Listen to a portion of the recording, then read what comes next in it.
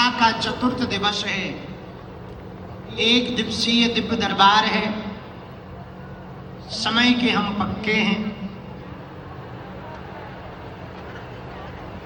हमने कह दिया था 1 बजे आ जाएंगे, देखो 1 बजे आ गए। 1:30 बज गया। आपकी घड़ी फास्ट। अभी रास्ते में यहाँ पर एक शिव मंदिर है। बहुत बूढ़ी माता जी हैं।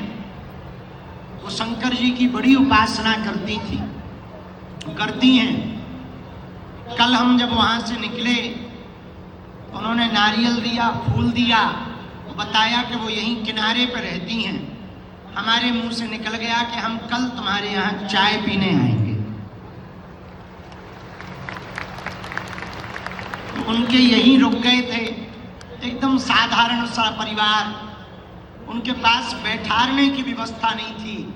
इतना साधारण परिवार, बेचारी मात्र एक खाट जिस पे उनके परिवार के सदस्य बैठे हुए थे।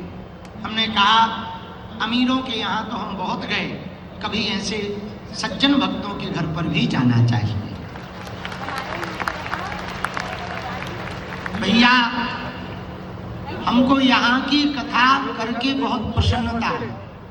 पूछो क्यों? ये वो क्षेत्र है जहां खलीलुल्लाह वालों ने बहुत पैर पसार रखे। और हमें प्रसन्नता ये है कि हमारी यह कथा, कोरबा की कथा, किसी शहर में नहीं हो रही, एक छोटी सी ग्राम पंचायत में जंगल के बीच में हो रही है।